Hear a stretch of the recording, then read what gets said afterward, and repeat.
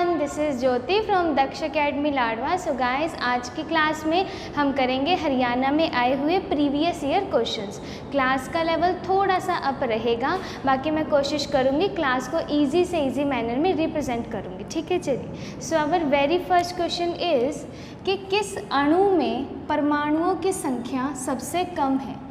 Paper में पूछा हुआ क्वेश्चन है, केमिस्ट्री का क्वेश्चन है। क्वेश्चन ये पूछता है कि इनमें से ऐसा कौन सा मॉलिक्यूल है, ऐसा कौन सा इसमें से अणु है जिसमें जो परमाणुओं की संख्या है वो क्या है, कम है। इसके लिए देखो, सबसे पहले लिखा है मीथेन। तो मीथेन का आपको फॉर्मूला पता होना चाहिए। पहले तो देखो क्वेश्चन का मतलब बताती हूँ कि किस अणु में परमाणुओं की संख्या कम है। जैसे मान लो एक मैंने कोई भी ये कंपाउंड लिख दिया, ये लिख दिया, ठीक है ना। अब इसमें गिनो कितने कार्बन है, 2 कार्बन है। हाइड्रोजन कितने हैं, 5। एक ये हो गया ऑक्सीजन, एक हो गया हाइड्रोजन। तो 2 और 5 7, 7 और 1 8, 8 और 1 9। तो इसमें टोटल आपका जो है परमाणुओं की संख्या, इस अणु में परमाणुओं की संख्या कितनी हो गई, 9 हो गई। ठीक है ना। अभी देखो यहाँ से क्वेश्चन है, इनमें से ये ऑप्शन है, इसमें से हमको बताना है। सबसे पहले लिखा है मीथेन। मीथेन का फॉर्मूला आपको पता होना चाहिए CH4, क्योंकि जो एग्जाम में ऑप्शन थे वो ऐसे पूछे थे, ऐसे दिए होंगे तो हर कोई तो गिन के फटाफट से बता देगा, है ना। तो इसके लिए आपको ये फॉर्मूला याद होना चाहिए। तो मीथेन का हो गया CH4, हाइड्रोक्लोरिक अम्ल HCl जो स्टमक में प्रेजेंट होता है, HCl, पानी ये तो सबको ही पता है H2O, और सल्फ्यूरिक एसिड मतलब H2SO4। देखो पहले एक बढ़िया क्वेश्चन बताती हूँ। सल्फ्यूरिक एसिड से तो याद रखना किंग ऑफ एसिड, सभी अम्लों का राजा। बैटरी वगैरह में भी क्या होता है, सल्फ्यूरिक एसिड। पानी H2O हो गया। अच्छा, अगर ये आ जाए हैवी वाटर भारी जल, तो वो होते हैं D2O, उसमें ड्यूटीरियम होता है, ड्यूटीरियम ऑक्साइड। ये बोला ना हैवी वाटर, ये तो सिंपल वाटर था। हैवी वाटर बोले तो वो D2O हो जाता है, यहाँ पे ड्यूटीरियम हो जाता है, ड्यूटीरियम ऑक्साइड। और ये यहाँ पे क्या है, आपका हाइड्रोजन है। ठीक है ना। इसके बाद लिखा हाइड्रोक्लोरिक एसिड HCl। एक हो गया मीथेन। मीथेन आपको पता है गोबर गैस या फिर जो भी धान के खेत है उसमें भी कौन सी गैस होती है, आपकी मीथेन। अभी देखो इनको गिन के अब तो बता दोगे, 1 और 4 5। तो मीथेन में हो गई परमाणुओं की संख्या 5। HCl में कितनी होगी, 1 और 1 क्लोरीन तो कल्ला ही है, तो 2। इसमें 2 और 1 3, इसमें हो गया 2 3 3 और 4 7। तो अभी हम बता सकते हैं आंसर क्या आ जाएगा, HCl, क्योंकि इसमें जो ये परमाणुओं की संख्या है वो क्या है, सबसे ज़्यादा कम है। तो ये आ जाएगा आंसर। ठीक है। तो ऐसे क्वेश्चंस को बनाने के लिए आपको जो मेन है उनके आपको ये फॉर्मूला वगैरह पता होना चाहिए। ये अगर पता होगा तो क्वेश्चन इजीली बन जाएगा। इसके बाद अगला क्वेश्चन आता है, देखो कि जो मलेरिया है वो एक जानलेवा बीमारी है, यह आमतौर पर किसके द्वारा होती है। तो याद रखना, जो मलेरिया है यह किसके द्वारा होता है, मच्छरों द्वारा होता है। ठीक है ना। मलेरिया किसके द्वारा होगा, मच्छरों द्वारा होगा। और यहाँ से मैं आपको और बताती हूँ इसके बारे में। जैसे देखो मलेरिया की बात आई है ना, तो यहाँ से याद रखना जो मलेरिया है ये किस परजीवी की वजह से होता है, किस पैरासिटिक की वजह से होता है, तो प्लाज्मोडियम परजीवी। ठीक है ना। प्लाज्मोडियम परजीवी की वजह से क्या होता है, मलेरिया होता है। और एक और याद रखना, मच्छर कौन सा होता है, तो मादा एनाफिलीज मच्छर, मादा एनाफिलीज मच्छर, इसके काटने से क्या होता है, मलेरिया होता है। और मलेरिया के उपचार के लिए क्या कहते हैं हम, कुनेन नाम की दवा प्राप्त करते हैं। मलेरिया के उपचार के लिए कुनेन नामक दवा प्राप्त की जाती है सिनकोना वृक्ष की छाल से। सिनकोना वृक्ष की छाल से कुनेन नामक दवा को क्या करते हैं, प्राप्त करते हैं। और एक करंट अफेयर का अच्छा क्वेश्चन याद आता है यहाँ से कि 2030 तक हम क्या करेंगे, भारत को मलेरिया से मुक्त कर देंगे। 2030 तक भारत को मलेरिया से मुक्त कर देंगे। अगला क्वेश्चन आता है कि कार्बन के कई यौगिक का मतलब आपका कंपाउंड, इनका नाम IUPAC शब्दावली के आधार पर रखते हैं। तो पेपर में ये पूछा था कि IUPAC की फुल फॉर्म बता दो। ठीक है ना। ये जो क्वेश्चन है ये आपका 10th क्लास का चैप्टर है IUPAC। मैं एक अलग वीडियो लेकर आऊँगी और वहाँ पे अच्छे से आपको एक्सप्लेन करके सिखा दूँगी IUPAC नेम लिखते कैसे हैं।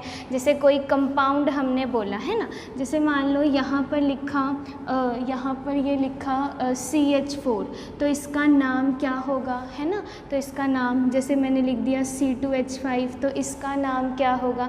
तो अलग से मैं आपको वीडियो लेकर आऊँगी। अभी बोले IUPAC का नाम बताओ, सॉरी फुल फॉर्म बताओ, तो याद रखना क्या हो जाएगा, international union of pure and applied chemistry. International union of pure and applied chemistry, मतलब ये अंतर्राष्ट्रीय संघ होता है किसका, प्योर एंड अप्लाइड केमिस्ट्री का। अच्छा, केमिस्ट्री से एक अच्छा क्वेश्चन याद आ रहा है बार बार दिमाग में, ये जो केमिस्ट्री है इसके जनक किसको कहा जाता है। ठीक है, केमिस्ट्री के जनक किसको कहा जाता है, तो याद रखना केमिस्ट्री के जनक कहा जाता है लेवेशियर को। ठीक है, केमिस्ट्री के जनक किसको बोला जाता है, लेवेशियर। अच्छा क्वेश्चन है, याद रखना। द फादर ऑफ केमिस्ट्री, या फिर ये भी आ सकता है the father of modern chemistry, तो क्या आंसर करोगे, लेवेशियर। ठीक है, और लेवेशियर से एक और क्वेश्चन आया था पेपर में, इनकी लिखी एक किताब है जिसका नाम है द एलिमेंट्स ऑफ केमिस्ट्री।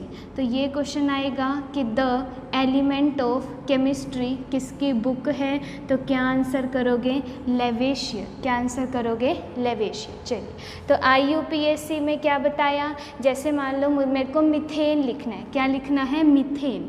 तो ये मीथेन का जो फॉर्मूला आता है वो क्या होता है, CH4। तो इसी को ही मीथेन का क्या बोला जाता है, IUPAC नेम। जैसे देखो लिखे हैं C2H5, तो इसको आप कह देते हो इथेन। ठीक है ना, क्या बोल देते हो, इथेन।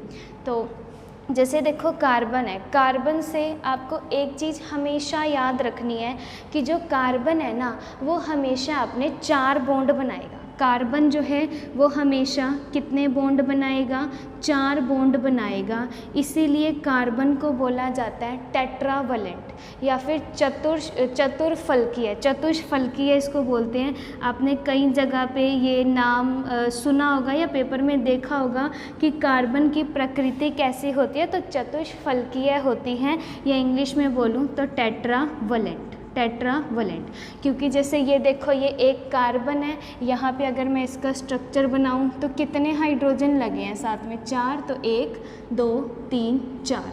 तो इस तरीके से ये इसका क्या बनता है, स्ट्रक्चर बनता है। बाकी अलग से ये मैं आपको पूरा अच्छे से जो है सिखा दूँगी, क्योंकि हमारे पेपर में जो हरियाणा के पेपर हैं उसमें ये ऐसे ऐसे क्वेश्चन ऑर्गेनिक केमिस्ट्री के +1 +2 के क्वेश्चन भर भर के पूछे जाते हैं। ठीक है ना, अभी वो नहीं है कि हमने ईजी सा कर लिया तो पेपर क्लियर हो जाएगा। ठीक है, थोड़ा सा लेवल को जो है अप करना पड़ेगा। तो ये आपका ऑर्गेनिक केमिस्ट्री का पूरा पोर्शन होता है। तो करेक्ट आंसर क्या हो जाएगा, आपको ये फुल फॉर्म इसकी याद रखनी है। बाकी IUPAC होता क्या वो मैंने आपको बता दिया।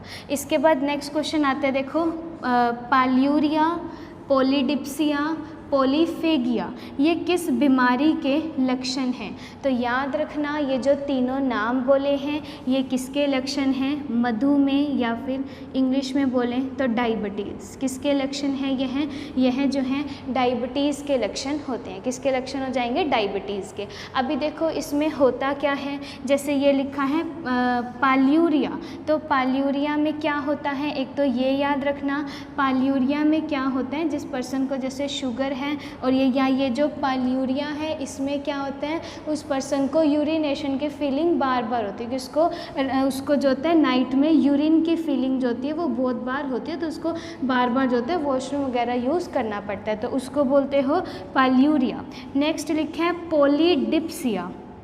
पॉलीडिप्सिया का मतलब होता है कि एक्सेस में डिज़ायर होती है, कुछ भी लिक्विड चाहिए होता है। ठीक है, पानी पीना या कोई भी ऐसी लिक्विड ड्रिंक जो एक्सेस में चाहिए, यानी कि एक तरीके से अगर मैं बोलूँ कि तीव्र इच्छा होती है कुछ भी तरल पदार्थ पीने की।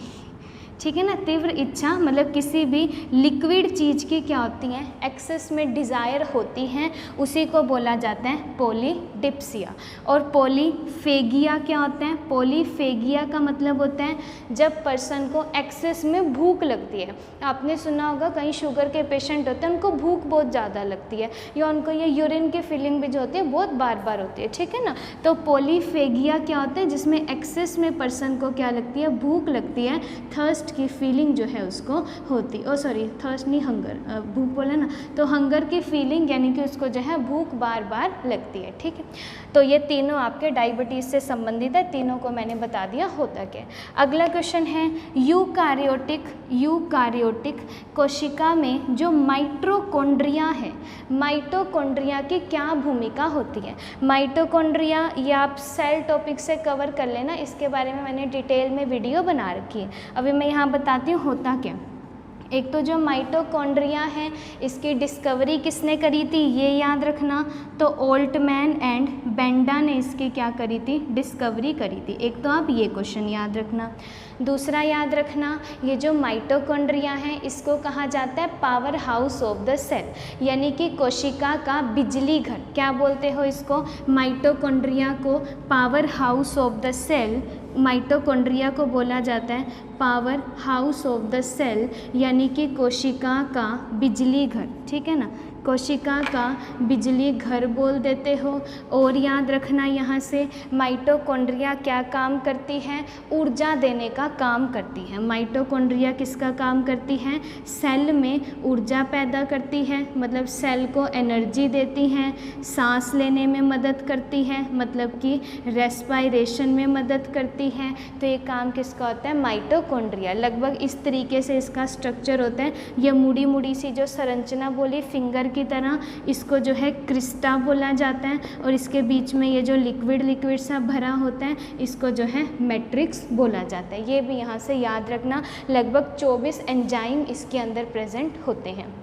तो देखो जितने भी एक्स्ट्रा पॉइंट होते हैं उनको लिख लिया करो, क्योंकि अगर एग्जामिनर ने यहाँ से क्वेश्चन पूछा है तो उसके बाद उससे रिलेटेड जितना भी होगा वो भी पूछ सकता है ना। तो यहाँ से ये हो गया, कितने एंजाइम बताएं, 24 एंजाइम इसके अंदर प्रेजेंट होते हैं। तो इतनी बातें आपको माइटोकॉन्ड्रिया से याद रखनी है। तो ये रहा इसका आंसर कि ऊर्जा पैदा करने का काम किसका होता है, माइटोकॉन्ड्रिया का।